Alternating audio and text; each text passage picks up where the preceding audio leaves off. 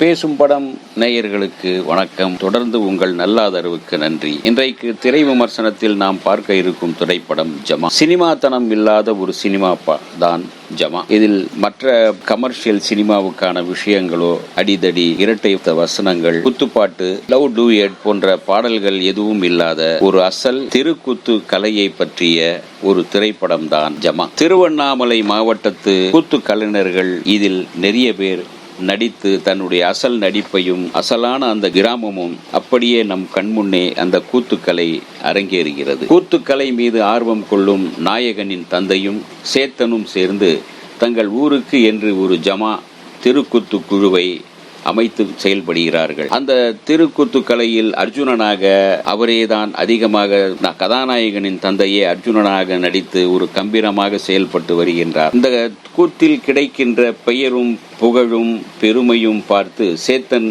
சூழ்ச்சி செய்து அந்த கூத்துக்களை ஜமாவை தனக்கு சொந்தமாக்கி கொள்கிறார். நண்பனால் ஏமாற்றப்பட்டதும் நயவஞ்சகமாக தன்னை இழிவுபடுத்திய நண்பனின் செயலால் கதாநாயகனின் தந்தை அவமானத்தால் வெறுக்கப்பட்டு விருப்புக்கு ஆளாகி அவமானத்தால் குடிக்கு ஆளாகிறார். பிறகு இறந்து போகிறார். அவரது மகன் கல்யாணம் சேத்தன் குழுவில் சேர்ந்து கூத்தாடுகிறார். சேத்தனோ அவன் தந்தையின் மீது கொண்ட விருப்பின் காரணமாக கல்யாணத்தை பெண் வேஷமே போட வைக்கிறார். அவரும் கூத்தின் மீது கொண்ட ஆர்வத்தால் திரௌபதியாக வேஷம் கட்டுகிறார். தொடர்ந்து கல்யாணம் பெண் வேஷம் போட்டு அவனது நடை உடை பாவனை அசல் பெண் தன்மை ஏற்பட்டு விடுகிறது. இதனால் அவனை பெண் என்று இளைஞர்கள் கிண்டல் செய்கிறார்கள். அந்த ஊர் மக்களில் பலர் அவரை ஆண்களுடன் பார்க்காமல் பெண்களுடனே அவரும் சுற்றி கொண்டிருக்கிறார்.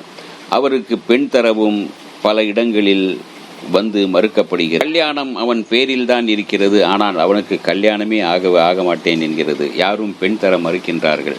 பெண் வேஷம் போட்டு அவனும் ஒரு பெண்ணாகவே பார்க்கப்படுகின்றான். அவன் கூத்தில் அர்ஜுனன் வேஷம் கட்ட வேண்டும், கம்பீரமாக நடக்க வேண்டும், ஒரு ஆண்மகனாக செயல்பட வேண்டும் என்று அவனுடைய தாய் ஆசைப்படுகிறார். தாயின் ஆசையை நிறைவேற்றும் வண்ணம் வாத்தியாரிடம் சென்று தனக்கு அர்ஜுனன் வேஷம் கேட்கின்றார். கடுப்பாகி கல்யாணத்தை அவமானப்படுத்தி திட்டி அனுப்பி விடுகின்றார் சேத்தன்.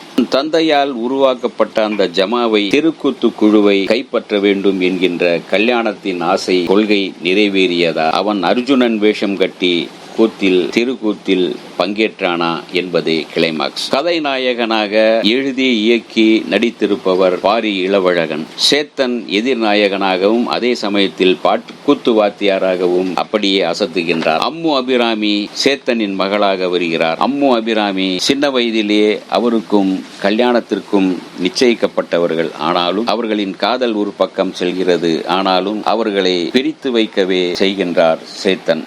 அவர்கள் காதல் மலர்ந்ததா சேர்ந்தார்களா என்பதும் கிளைமாக்ஸில் புரியும். முழுக்க ஒரு தெருக்கூத்தை வடிவமாக கொண்டு இந்த படத்தை உருவாக்கி இருக்கின்றார் பாரி இளவழகன்.